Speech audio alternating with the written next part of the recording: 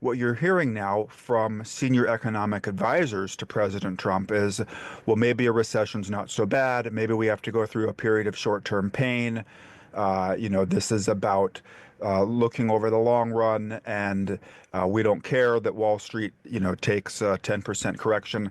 That is not what investors on Wall Street and even voters who supported Donald Trump were hearing during the campaign last summer and last fall. A report today says that Donald Trump's tariffs are slowing down growth and pushing up inflation around the world. The OECD, the Organisation for Economic Cooperation and Development, has cut its growth forecasts for the US economy from 2.4% to 2.2% this year. Nick Timiraos, the Wall Street Journal's chief economics correspondent, is with us. Nick, thanks for joining us. Thanks for having me. Just perusing some of the most read sites on the Wall Street Journal's economy section today, things are looking pretty gloomy. You've got, here's where to look for early signs of a recession, consumer angst striking all income levels, Wall Street fears Trump will wreck the soft landing levels. How bleak are things? Well, the worry right now is twofold. One is that you have a combination of gloomier sentiment, consumer sentiment, asset prices, Wall Street taking a hit over the last couple of weeks. And then on top of that, formula for weaker growth, you have the prospect of higher prices from tariffs. And we've been through a situation, of course, where because we've had high inflation, there's a concern businesses will now pass along higher prices to their customers if these, what are effectively consumption taxes on imported goods, take effect. So you've got the prospect of inflation rising quite dramatically if the tariffs go through unchanged.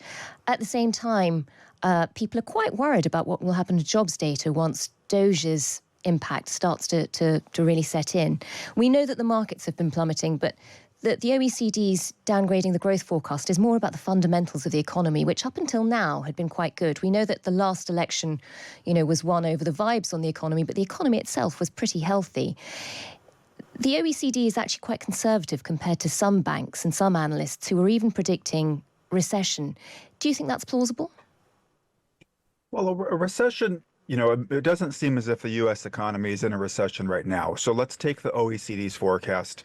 2.2% GDP growth would still be considered a solid year by most economic standards in the U.S. I think what's different is that there had been expectations after Donald Trump's election that you would see, so-called animal spirits, investors anticipating steps to boost growth.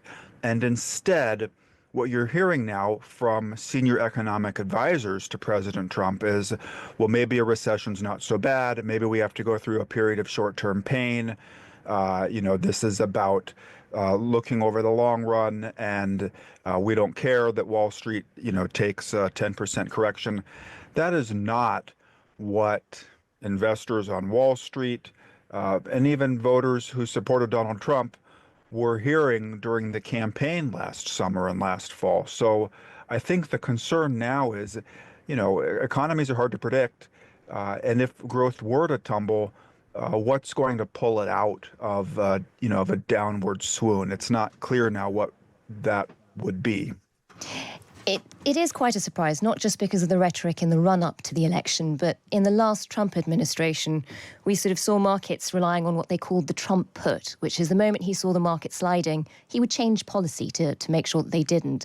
Similarly, we sort of assumed that he'd be more worried about the vibes amongst the public. The OECD today is saying that tariffs could end up costing an average household $1,600 in 3 years. Do you think there's any chance that when he reads figures like that, he might row back on tariffs? What we hear right now out of the White House is that the president is serious about tariffs. But I think if you're going to hear concern, it's going to come from lawmakers who represent these voters and who have to stand for election again. Donald Trump doesn't. Lawmakers in the House of Representatives have an election at the end of next year, and a third of the Senate is up at the end of next year. So if you're from a farm state and your farmers are going to get hit with retaliatory tariffs on their exports, you start, that's, I think, where you will start to see the pushback. But right now, there's not a lot of public pushback against the president. It must be pretty galling for the US administration to see that China is one of the exceptions in the OECD's forecasts. It seems to have raised its growth estimate. Yeah, I think one of the surprises this year has been both for China and Europe. You see more spending out of China to stimulate their economy, to boost their growth mix. They want to, if we're going to have a trade war, they want to come into it on the strongest footing they can. And then, of course, the news around defense spending in Europe.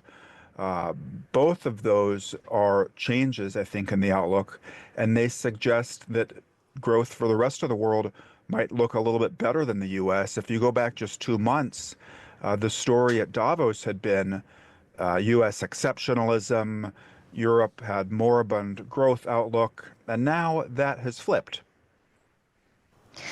And Nick, as you say, there's no sign yet of the vibes across the public, across consumers changing. One thing they will be feeling the difference in, though, is eggs. Any sign of the prices in America coming down? And just give us a sense of what it's like out there at the moment. Well, egg prices are salient, right? People notice the cost of something like eggs or milk or bread. Uh, this looks like it's because it's related to the avian flu and the steps being taken to prevent the spread of disease. This looks like something that you could say is transitory, that it kind of came out of nowhere and it'll resolve itself over time. I think the bigger concern for Republicans and for the administration is that people voted for change. They were unhappy with the previous administration. They were unhappy that prices had gone up so much. And if you start to see prices go back up again here, the public's tolerance for that, I think, will be short-lived. On top of that, we've had higher interest rates. Mortgage rates have been higher. And the whole premise of getting inflation down was that interest rates could come down. And if you don't get prices down, you may not get interest rates down anytime soon, even if the economy weakens. And so what we're looking at right now is still a fairly good growth picture in the U.S. But you could see a scenario, 6 months from now where labor markets are slowing, but prices are still rising. That's a stagflationary combination that we really haven't had in the post-pandemic economy. Nick Timiraos, Chief Economics Correspondent for the Wall Street Journal, thanks so much for joining us. I said tariff is my favorite word in the dictionary, and I got killed by the fake news. So I say now, it doesn't sound good. Tariff, it's my fourth favorite word. Tariff is my fourth favorite word. It sounds so terrible, but this way I'm free. I write free. I don't get clobbered by the fake news. But tariffs are also a powerful tool of diplomacy, and all around the world are moving quickly to bring back peace through strength. We have the greatest, I rebuilt our entire military in the first term. We left a lot of it, although a lot of it, but very small relatively, in Afghanistan. The Taliban has it. They have their parade every year where they take our military vehicles and run them up some little street. And like it's their form of a military parade, and it makes me angry when I see it. Angry. When I see that, I get angry.